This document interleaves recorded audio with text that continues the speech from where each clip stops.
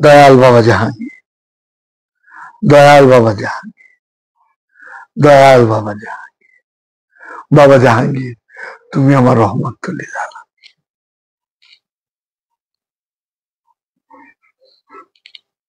আমি প্রতিদিন ভোরে হাঁটাহাঁটি করি।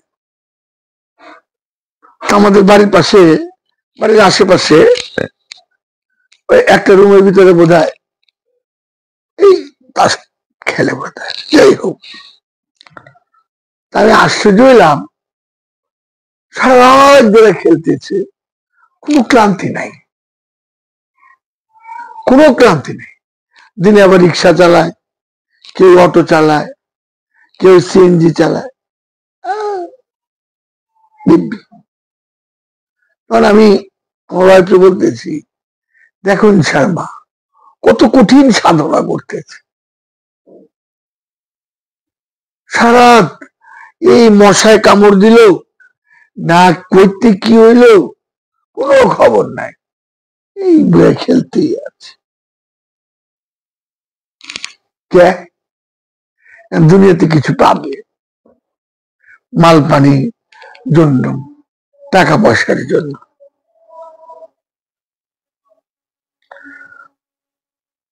কিরকম কঠিন সাধনা করতেছে চিন্তা করে। আর আমার মহানবী যখন মা খাদিজাতুল কুবরা বিয়ে করলেন, তখন কুরাইশ বংশের সবচেয়ে ধনী। ঠিক ওই যৌবনটা খুব সূক্ষ্মভাবে লক্ষ্য করেন, ওই যৌবনটা হেরা ঘুরে চলে গেলেন একটা নির্জন একটা গুহার ভিতরে গেলেন, যা এখনো মানুষ একা যেতে ভয় পায়। ২,৫০০ ফিট জাবানুল পর্বত। কে গেলেন? সে তো দুনিয়াতে ভোগ করতে পারতেন, তার তো অর্থবিত্ত ছিল, মা খাদিজাতুল কুবরার সবই তো দিয়ে দিচ্ছেন। সে সবকিছু ফালাতে কে গেলেন? দুনিয়ারে লাঠি দিয়ে ফেলে দিয়ে একটা হেরা গুহার গর্তের ভিতরে ছিলেন। কেন? কেন প্রশ্নগুলি কেন আসে না? সবকিছু ফালাই দিয়ে গেলেন।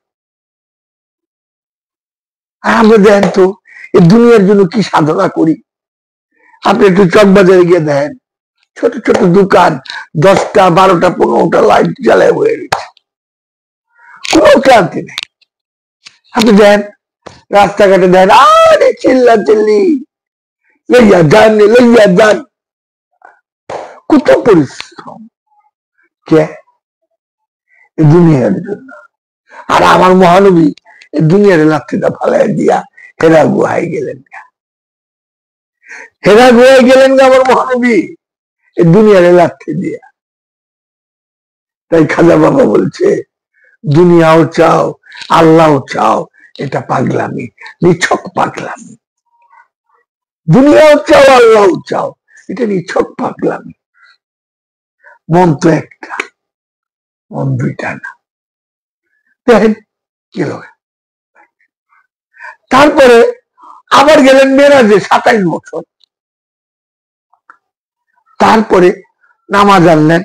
এই নামাজ আনার ভিতরে আমার মহানবীরে কয়বার কামেন্ট ডাউন করাইছে, আর আমার আল্লাহরে কয়বার সংশোধনকারী বানাইছে। আমি মুখে একটু বাদ দিও না, একটু বাদ দিও না মুখে, যে কেমনে সত্যটারে মিথ্যা বানাই, বা মিথ্যারে সত্য বানাই দিই।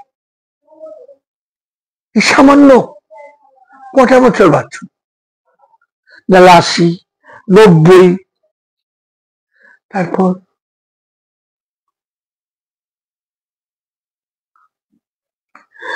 তো কথাটা এর জন্য বললাম যে দেখেন, এই নামাজ, মানুষ নামাজ বেহেশতের চাবি।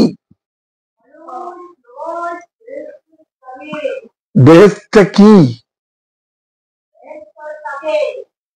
কিন্তু তারপরে কি বলতেছে? নামাজের চাবি তাহারা, পবিত্রতা। পবিত্র ব্যক্তির জন্য নামাজ, পবিত্র ব্যক্তির জন্য নামাজ। খেয়াল করেন তো কথাটা। আর পবিত্র ব্যক্তিটা কি? আমি কি হাত পা ধুলে পবিত্র? আমার নিজের জিগেই তো। আমার মহানবী 15 বছর 1 মাস 19 দিন একা হেরা গুহায় ছিলেন, 27 বছর মেরাজে ছিলেন, তারপরে নামাজ আসছে। আর বলতেছে নামাজ পবিত্র ব্যক্তির জন্য নামাজ। আমি নাই কি পবিত্র? হাত পা ধুলে পবিত্র হয়? যে একবার পবিত্র হয় সে তো অপবিত্র হয় না। হাদিসটা দেন তো, যার ভিতরে 1 বিন্দু পরিমাণ ঈমান আছে তার জন্য জাহান্নাম হারাম, আর যার ভিতরে 1 বিন্দু অহংকার আছে তার জন্য জান্নাত হারাম। দেন তো।